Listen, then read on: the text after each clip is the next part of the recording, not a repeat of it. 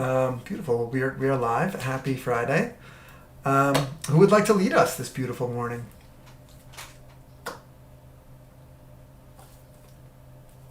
I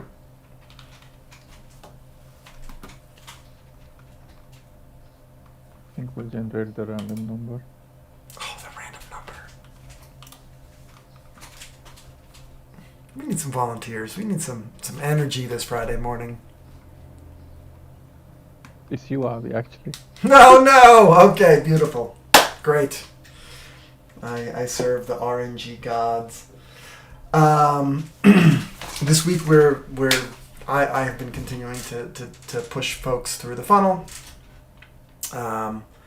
We've gotten a couple more commitments over these last couple of days, and we're expecting our first kind of checks clearing today, which is exciting. There's been a little bit of I would love Pablo's kind of thoughts on the fundraising and how that's going.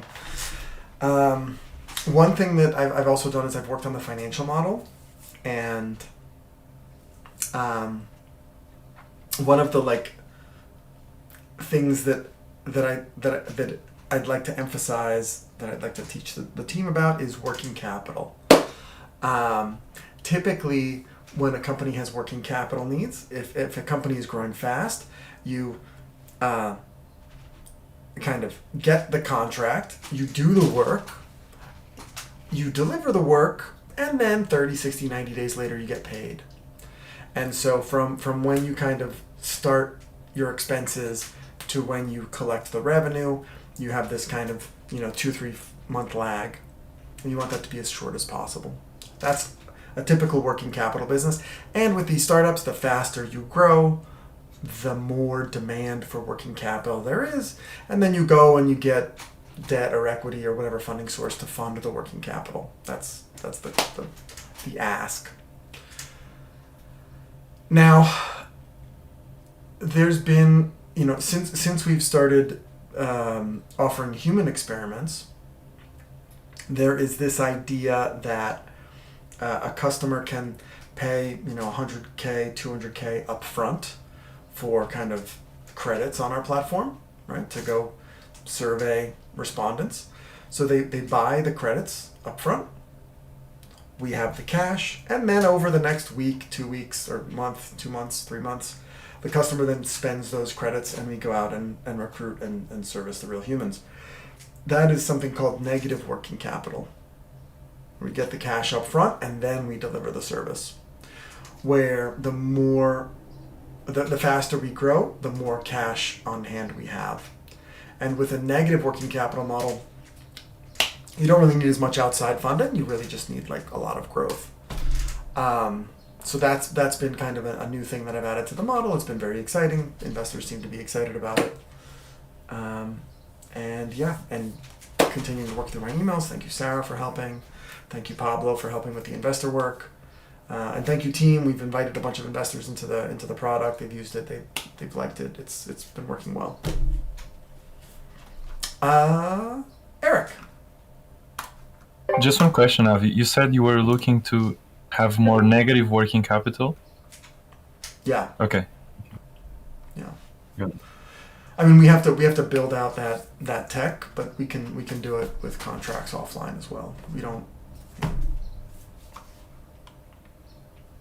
Eric. Yeah, hey, how are you? How is everyone? Good morning, good afternoon, good evening.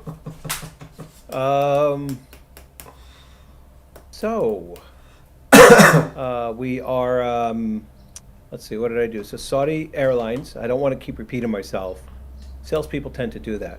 I don't want to be one of those people. But it is exciting. There's a lot to do. A follow-up letter went out, which encapsulated everything we talked about. Our next delivery, which is basically getting, they have a very specific campaign, about 50,000, a database of 50,000 that they want to sort of figure out what to do with this database. So it's an awesome opportunity for us. So we're going to meet with their CSM team. I'm not really sure what that means, but that's what we're going to do. We're going to get the database, we're going to get us information, and then we're going to propose, how we're going to move forward with pricing and all that stuff. So that's exciting. And there's been a lot of news lately about Saudi Arabia and the United States and the investments and everything else. So it's good timing. I have not heard back from the president of JetBlue from our sales deck. Doesn't really mean much. And I just spoke to a company that is one of the fastest growing hamburger places in the Philippines. They're like the McDonald's of the Philippines, and they're exploding here in the States. And I think him and I, the chief marketing officer of this company called Joelby, are going to be talking next week.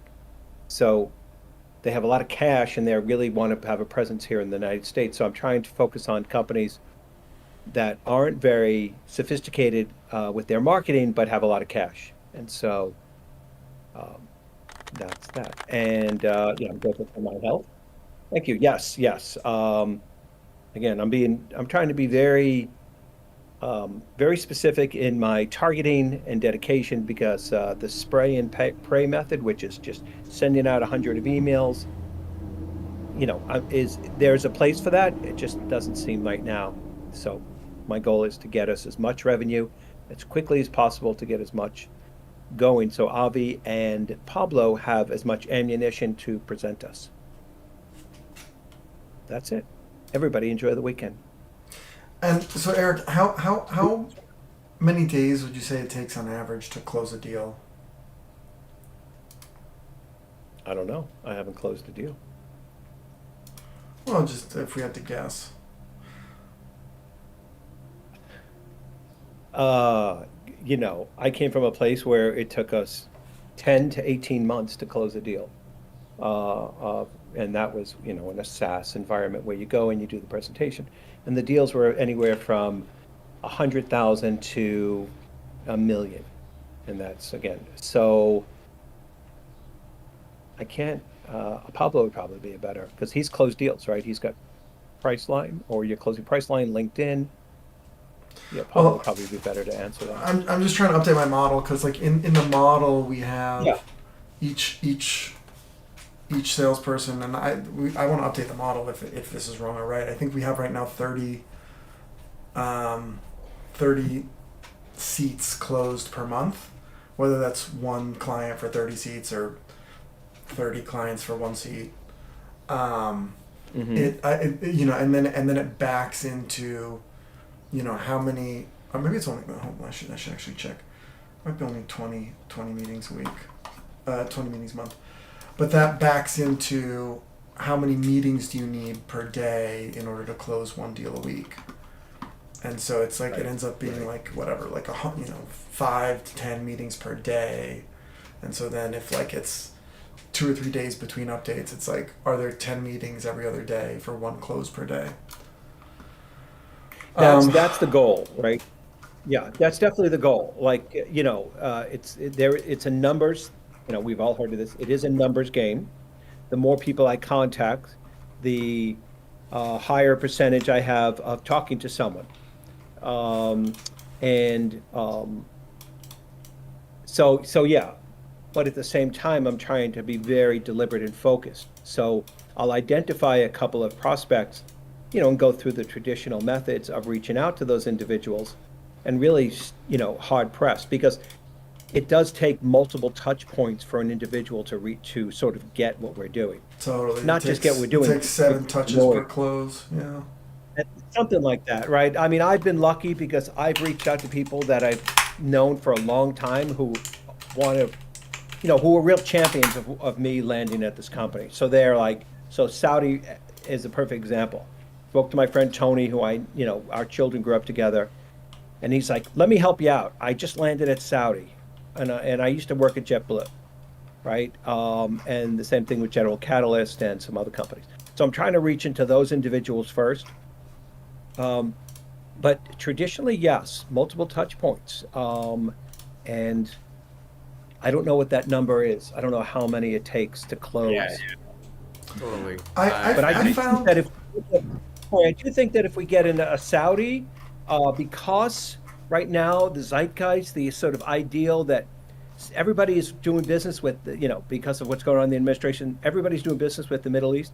I think if we landed a client like that, I think it would bring a lot of attention, just because Totally. that's where it seems to be focused on. I could be wrong. No, I think you're totally right. There's a list that I found of CPG investors, Yep. people that only focus on CPG. It's not going to be as good as personal contacts. If that's helpful, I'll send that over to you. But I'd love to Yeah, get your input on the model and let's update it if it's too ambitious. Why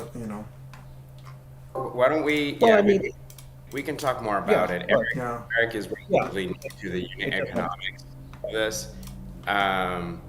The one thing I will say, Avi, is we may need to update the model also because we are offering different things.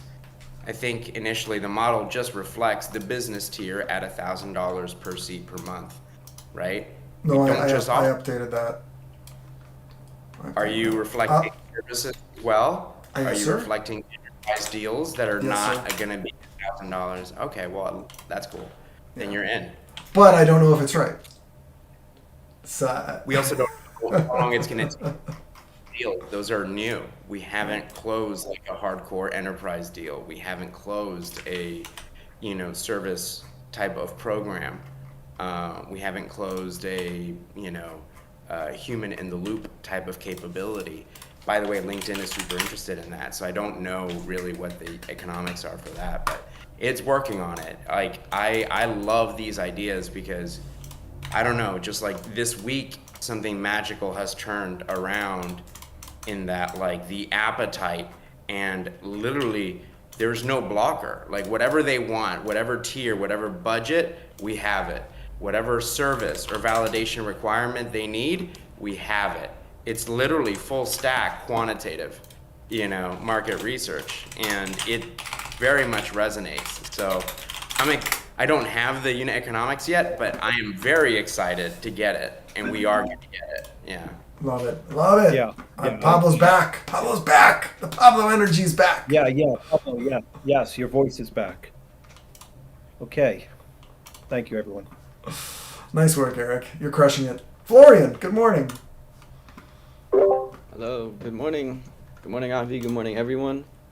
Or good afternoon, I guess, for a lot of you as well. So in the spirit of trying to make the experience better for the users, I wanted to work on 1343 ticket, which is giving the users actionable insights into the experiment or into the result of the experiment. But I was talking with Subodh, and we will wait for Simon from our work to finish his work because we want to use his work to generate the insights. So in the meantime, I've been working on. Well, hold on. We don't know. Simon's going to be reading from the artifacts. We don't want to give Simon more work to do. Simon's just front end. We want to give. He'll ingest whatever we give him. So we want to give him. That should be our work. No, so he's going to do the part where he will open the whole analytics page and save that as either image or PDF something. Whatever that Right. thing is, he's going to do.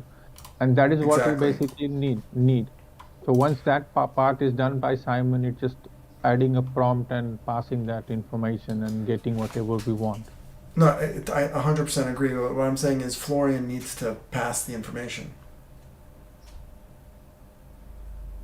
Which one? The analytics information? Yeah. No, but that's what Simon is supposed to do. Simon, I can reread the SOW. I was under the impression that Simon was just taking the report and putting it into the chat agent. Right, so there is no easy way of getting the report into the chat Right, at no, the I know. moment, and that's what. But I thought Florian was talking about generating the actionable insights in the report. Which is basically same as having a chat agent, and you just ask a different question, right? Which is go through everything and give me 2 or 3 actionable results. It's literally like having a chat agent and just ask a different question. Okay, I see. Well, so we should think about how we want, like, what insights do we want in the artifacts, and then what insights do we leave to the chat agent? I don't know where that line should be.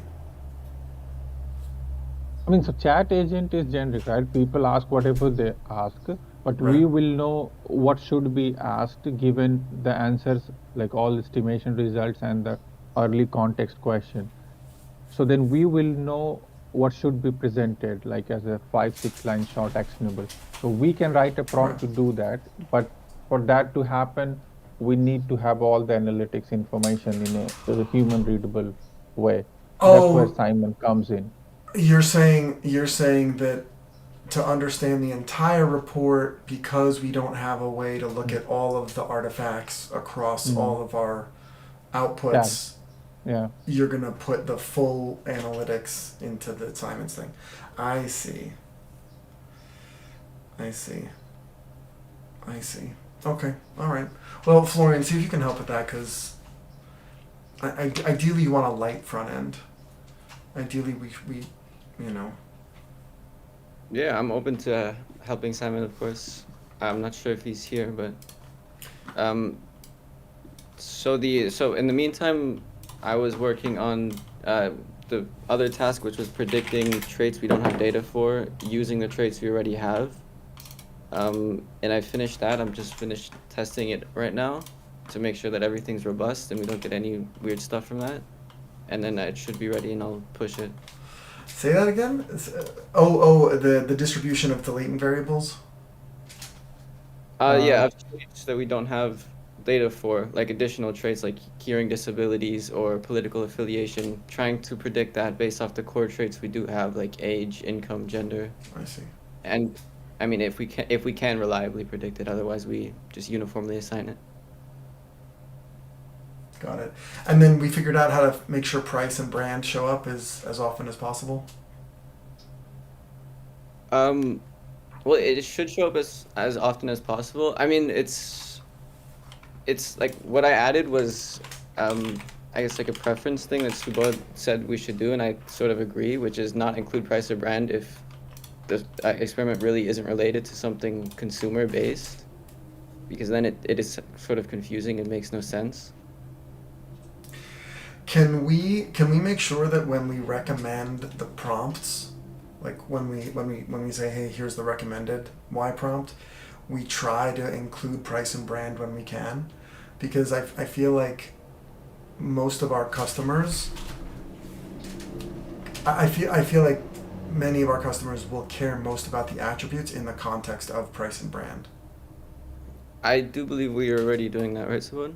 Yeah, we're already doing that. So it's like in the causal suggestions now that we provide, it already goes through all the checks that it needs to go through to be suitable for a real world attributes. But even in that case, there will be some situations where either the price or the brand or both don't make sense, but rest of the other aspects of the product does make sense. So we still fetch everything, but we don't show either brand, price, or both. Say that again? So even if it's a real world product, so say the question is what drives people to buy Apple product, and in a specific the iPad. Let's say if this is the question. So in this one, within the iPad, whatever 3.4 version, because since now we are inside Apple product specification, price will not, brand itself doesn't matter anymore because we have already inside the Apple. So then it's only the different product variants that matter. So in this case, the price will matter, the other features of the iPad will matter, but brand is not an attribute. So even though this question qualifies for a real world attribute, brand does not matter in this. So these are the But that's fine-grained an checks. assumption. No, but that's the question you're asking, right? You're within the Apple brand itself. The assumption that being within the Apple brand means that you don't care about how Apple performs in the context of other brands is the assumption. So that's what I'm saying. So it depends upon how the prompt is structured. This was one example. It's not the Right. assumption that I'm making. So we are saying here is the attributes we have, and here is the prompt, and then tell us whether including brand and price is effective in this context, because it's literally turning the same thing where we ask LLM, here is the prompt, give us what the attribute should be. So in a way, it's a double verification. Right. Is there a way to do the double verification where the bias is to include price and brand?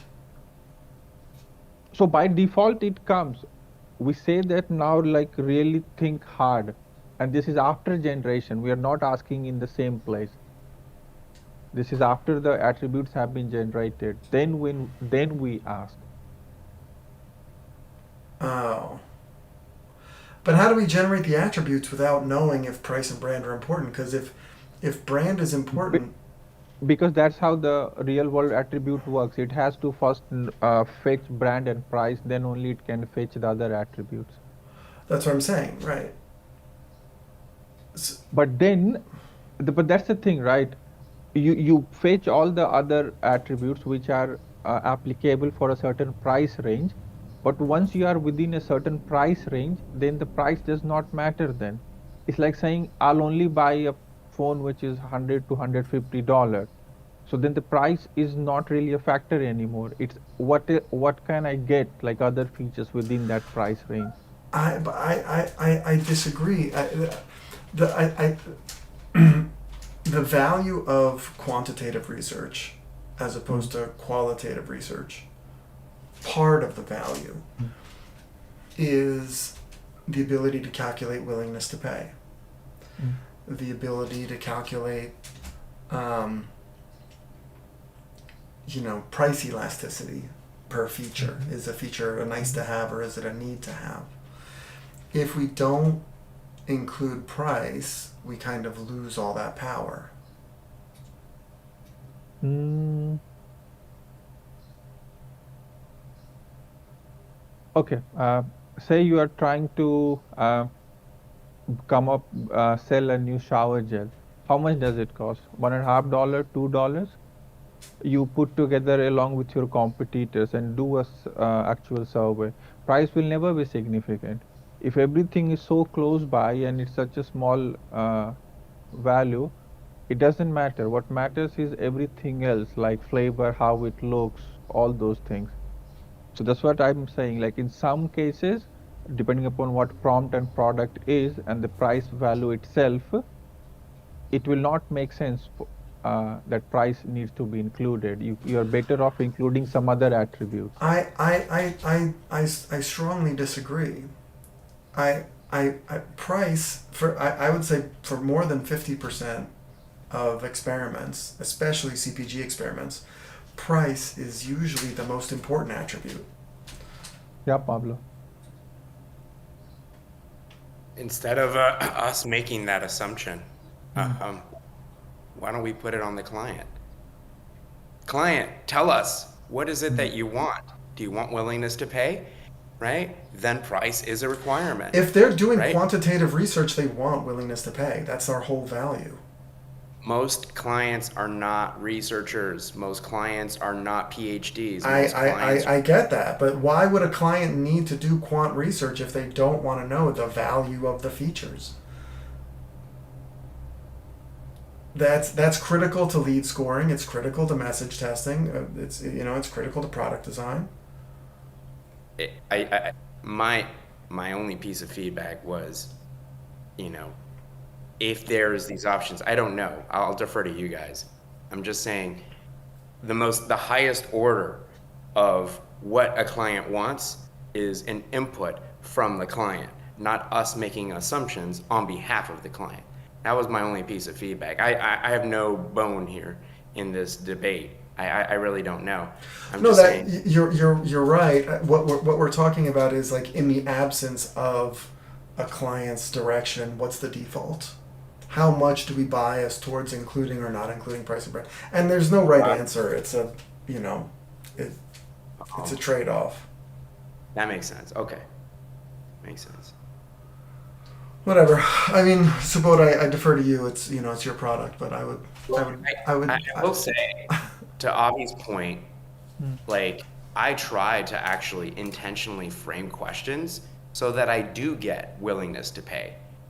So that you know what I mean? Like I can get pricing elasticity analysis and not just market share in the, market simulator, et cetera. So I do have myself a bias to try to get those, inputs because it is a way more robust, after effect and solution set. So I would lean towards Avi on that front for sure. But yeah. Well, and I would say, Subodh, you're probably, well, I should say we're probably one of the only folks that simulate price using language models accurately. It was your insight that allowed us to simulate price. Look, adding this new check will not make price go away. There are some very specific cases. Um, I, I think Eric's here. I don't know if you remember, Eric, but the experiment you are showing to what's Mellapore or some, I forgot the name of the company.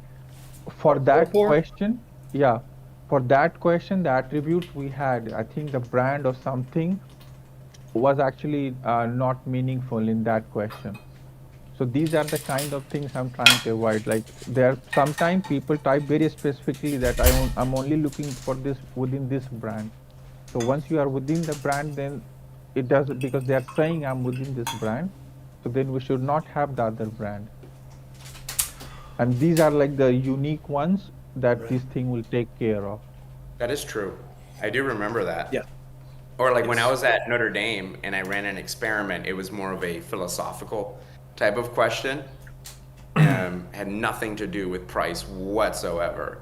Um, and yeah, that's an interesting point. Yeah. Yeah, but then I run experiments in demos using my electric car prompt, and I don't get price. We'll figure it out. It's a balance. It's a balance. Trust the process. I trust the process. Oh, that was due to some other issue. That was due to the formatting issue happening within the perplexity. That has nothing to do with all these checks and balances. At least it wasn't a user error. Florian, thank you for instigating this lovely debate and increasing all of our understanding. Joaquim. Hello, everyone. So I'm trying to finish a PR, which I'll put out just after the stand-up, just reviewing the code. So just a few changes to the latent variables. So now I think the what we're aiming at is for responding to specific statements, we want to get probabilities for each of the Likert scale labels from. But that was already there, Avi. This has nothing to do with token probabilities. Don't worry. And then we're doing actually a weighted average of those of that probability distribution to get a final score, so we have more information. I was actually checking as well if the probabilities match the score. So if we were to ask the LLM just give us a Likert score, or if we're asking for a probability distribution, just checking that the label with the highest probability generally matches the score that we get. So that seems to be the case. I checked with Subodh. Yeah. I don't understand the objective of all of this. Like, weighted averages always scare me because, like, this is more in time series. When you do a weighted average of a time series, like, you don't get a reliable metric on either where the time series is or where the time series was. Most time series are jump processes, so that's maybe a separate thing. But in the Likert scale, yeah, it's not a jump process, so maybe an average would matter a little bit more. But like why do we think the average of a distribution of scores is more predictive than the top score? So, I mean, we. Oh, so what? This has less to do with the math and it has more to do with how the results show up. So if you do this statement-based survey with humans, somebody will give you, at least a good proportion will give you both the lower and the upper end of the scale. So when you finally look at the people who have percentage of people responded to 1, to 2, and 3, you will have some non-zero number. If you keep asking LLMs directly the number, you'll hardly have anybody in the lower or the upper, depending upon the statement that you have framed, because LLM tends to be more optimistic. So the only way to kind of get it average representation of the human is to have the probability. So when you take the average of the probability, you still have people in the each of the scale. Because without that, nobody will believe that these numbers are true. Because in real life, you never have. So it's almost like a boosting method. So this is basically you get the probability so that we can show to people, yes, we have a response in every scale, but then you can't send LLM this probability and say describe the behavior. So you take a weighted sum to say, okay, this is the number, now describe the behavior, because it has one point, it can be more focused on explaining the behavior based on whatever that 1 point number is. I see. Okay. But so, Rod, you were saying, can you repeat what you were saying about the endpoints of the scale? So let's say if the statement is a positive, right, then you'll have very less people saying 1 or 2. In real life, people will tend to say 3, 4, 5. If the statement is kind of neutral to positive. Yes. Sorry, it's other way around. With the LLMs, it's always more optimistic. So you'll mostly see 3, 4, 5, maybe 1 or 2 twos, but hardly 1. I have tested that. But with the humans, because you have such a range of variation, you do see people in the good amount of people in each bucket.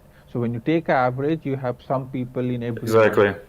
So this is really to counteract the fact that the LLM gives the best average response, and then we can also sample, right? We can actually have instead of getting the best average response, we kind of like for these specific demographics. That's the problem then.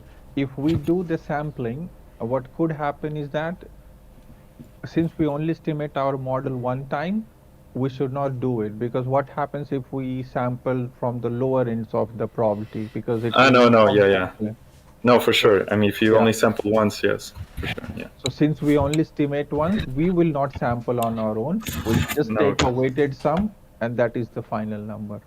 Yeah. So in essence, Avi, it's just to get more of the variability that you'd find in the real world rather than the best average response that the LLM gives us, right? Yeah, it's boosting. Yeah. I would love to see how that curve changes with temperature, and then thinking about like the logical extreme, like if the LLM is more optimistic, like ideally with humans, it's like what causes somebody to purchase a car. You also want to run the same experiment. What causes somebody to not purchase the car? And then you want to see if the kind of loss aversion and the greed maximization kind of match up, and then you can kind of see how people make decisions. So ideally, every experiment should be run twice with a positive and a negative. But this is what we're doing. We have trait measurement statements which are positive, and then we have pain point detection statements. I can show it at the end. I can make a demo just to show you what the output looks like given some input. Beautiful. Yeah. Joachim and Subodh, you guys are geniuses. I love it. Marty. Hello team, happy Friday. So yeah, I have been continue working on AWS, and had a meeting with AWS support team, and yeah, continue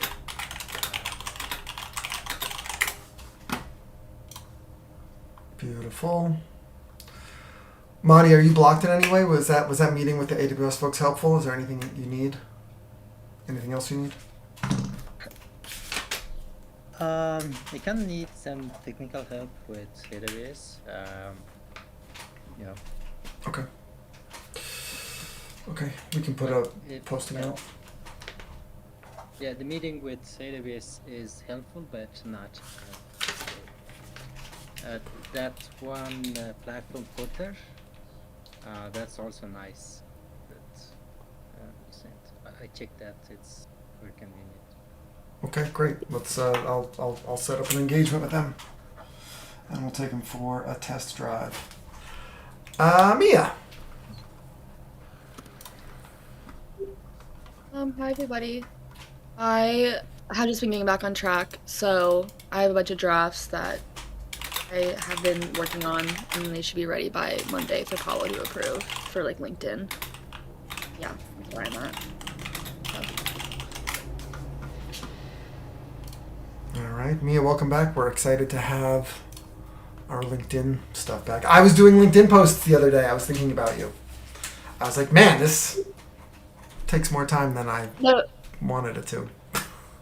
yeah, I saw that you were posting the other, like yesterday. So I know. you look good though. You look good. Thank you. Pablo, welcome back.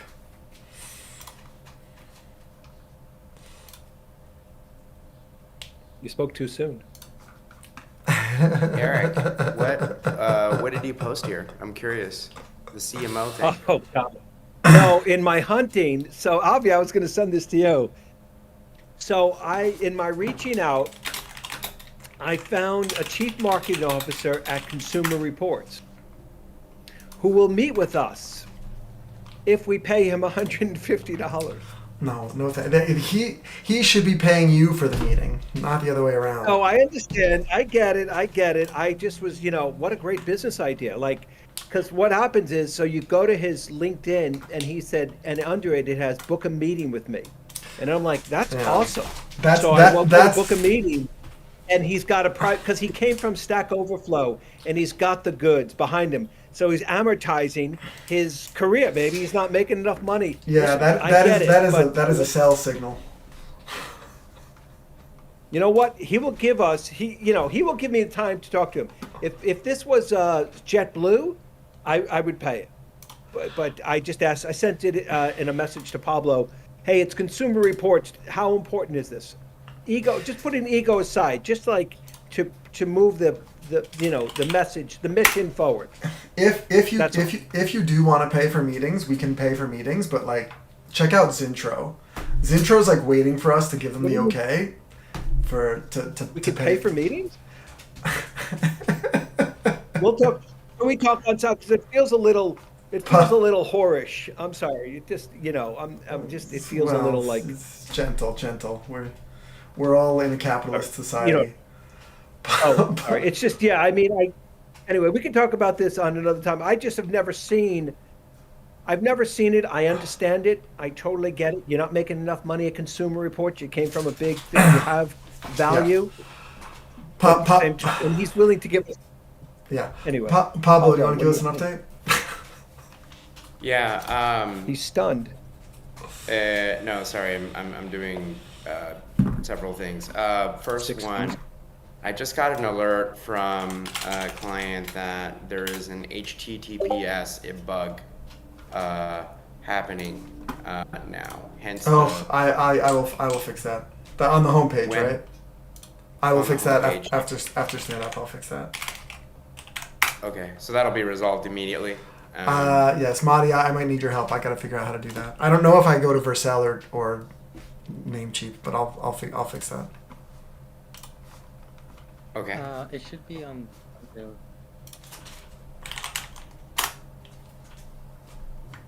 Okay. Thank you for that. This week, the beginning of it was, gearing up for Saudi Airlines and building out a very strong, compelling playbook. Also building out a go-to-market motion having a strategy around go-to-market. I see big opportunity, but with that also a need for like company alignment in terms of how are we to actually, implement a consulting engagement. And, if a client wants to, go that route, it's important because it's the little details that come from that make us come across as we know our stuff. And I know we do, but process, details, deck, et cetera. I just want to have some visibility, ownership, who's going to own what, right? Like, what do I say? What's the process, et cetera? It's still extremely gray. I'd like to have more color on that. That's a request from the growth team.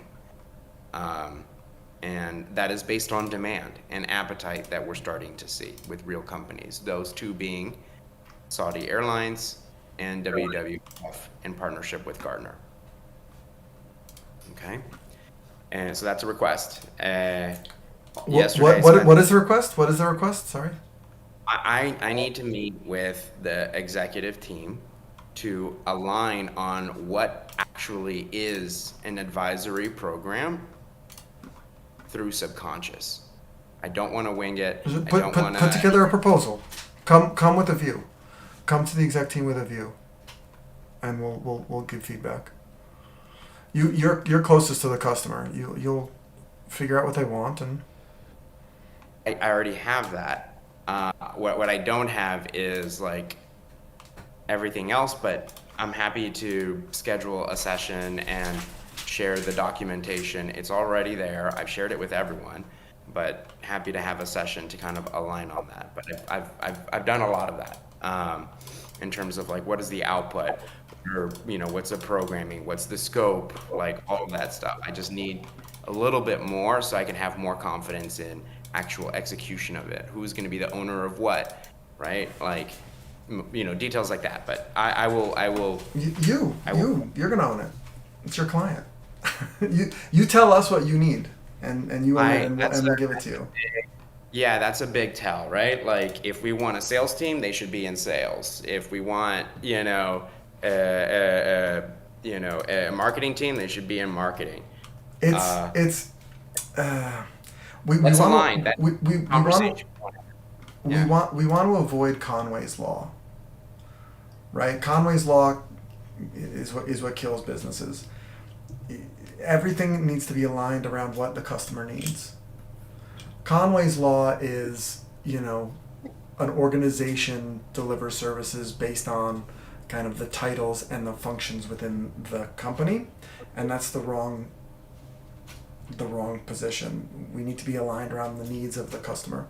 And so, whoever owns the customer figures out the needs and then tells the rest of the company what we need to do in order to deliver for that customer. So you are the king. You tell us what you need, and we will give it to you. I think, yes, I've done that. I think the latter part of what you just said, again, is still very question mark for me. And I just like to have more context. So that's the point. Is it a question because you need more time with the customer? Or is it a question because I have all the details from the customer. I have created a program around who the customer is, what is their core need. Based on that core need, here's like, the scope of the program and like, what outputs we should focus on. Based on those outputs, here's the action plans. Like, excellent. But I am not, right, a PhD market researcher. I'm the salesperson. Eric, if he closes a deal, he is just the salesperson. If we now have to stretch Eric, if we now have to stretch Pablo to be a consultant, to do that hand-holding, to do the touch points, to do all these follow-ups, etc., that's less time that Eric has or Pablo has to do outreach, right? And so I don't know. We should have this conversation. We've never had it. So, this is all really constructive. I want to make sure that there's real thought behind it other than just the promise of service. so that we can actually execute. Because we're here, we have the demand on our table. Yeah. And if maybe we needed more information or that's already shared, I don't feel confident yet, and I'd love to. That's maybe what I'm saying. Yeah. Okay. Why don't you schedule a meeting and you can present? Sure. Yeah, I know. Sarah. Okay. This week we uploaded investors to Finta. We did outreach to target investors, follow-ups to investors, meetings, working in our money funnel, and then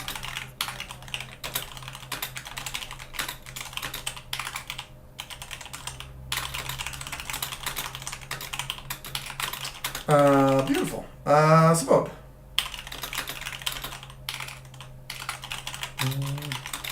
This week, not much. I think since Wednesday, I've been doing my thing and then basically been assigning work like to Florian and some more other stuff that I had it in my mind. And now that I'm hoping today Wakim is done with the final changes in latent variable, then I can do an end-to-end check, and if there's anything, I'll make the changes. And yeah.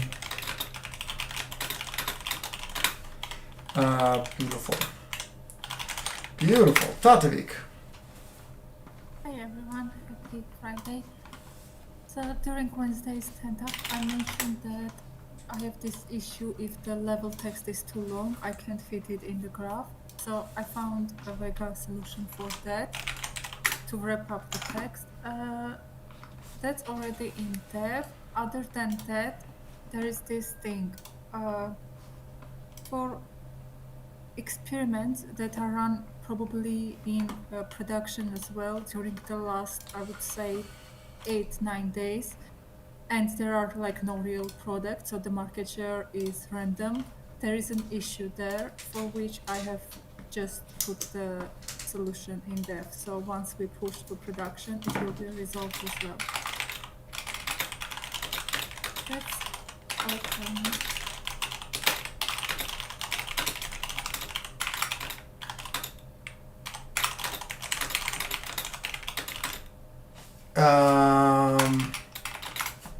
Beautiful. Is there anyone we forgot? Yes. Ah! Good morning, Atish. I'm so sorry. No. So my update is I put the PR for international population, and one of the countries I uploaded was the Philippines.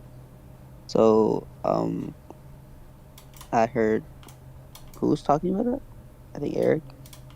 I don't know. Eric, yeah. Yeah. So if we could maybe review that a bit sooner, hopefully it could help Eric out as well.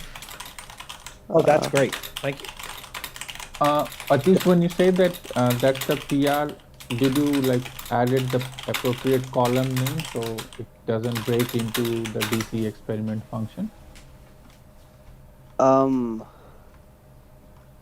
I don't know. I was able to run an experiment with the UK, and it worked. Okay.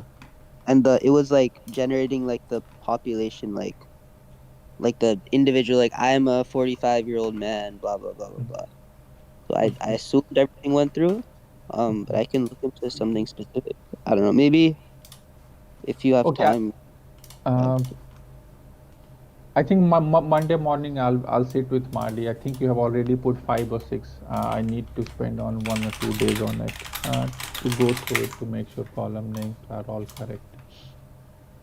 Okay, cool. It will not work at the moment because at one point we specifically pick columns which are only in the US one. So if there is any missing column, it should throw an error. And I'm assuming there will be some missing columns in different data sets compared to the US one. Probably, yeah. Okay. Well, let me know if I can do anything. Okay.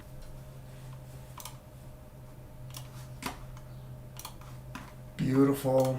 That is really hard work, Atish, that you're doing. That is really hard work. Thank you.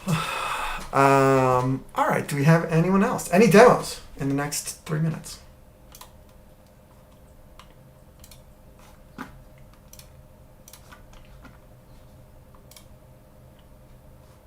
I don't have a demo. It's Eric. I don't have a demo, but I did record. I just wanted to let everybody. I did record the meeting with Saudi, and then what I do is I run it through one of these Word documents and transcribe it, so then I can sort of look at the information after the meeting. Right?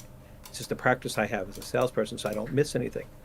And the client put together. He made some great quotes that we can use. All I need to do is get his permission.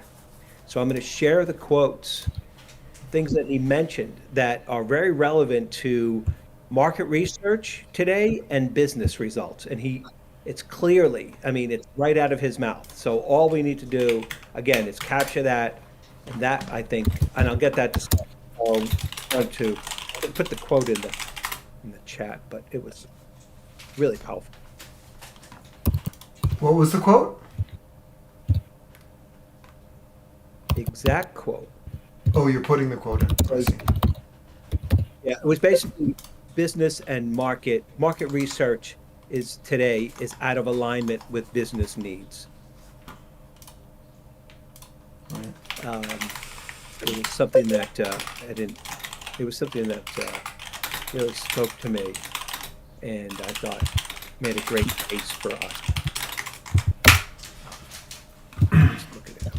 Guys, I would also propose, while he's doing that, everyone look at Hotjar. Watch the recordings of our sessions. I think that's also very, very, very insightful, especially for folks working on the front end. I spent a bunch of time watching sessions of how people are using the platform last night. Okay. Are you, Eric? Are you posting them? You know what? I'll send it out to the team. Or do you have another one? Can document you give us one or two before we have to run to our 11:30? Give us a teaser. Yes. God.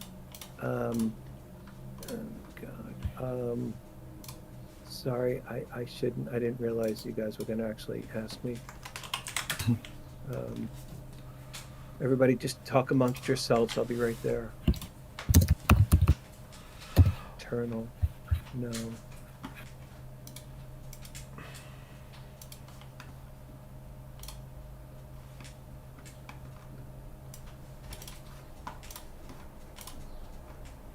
Okay.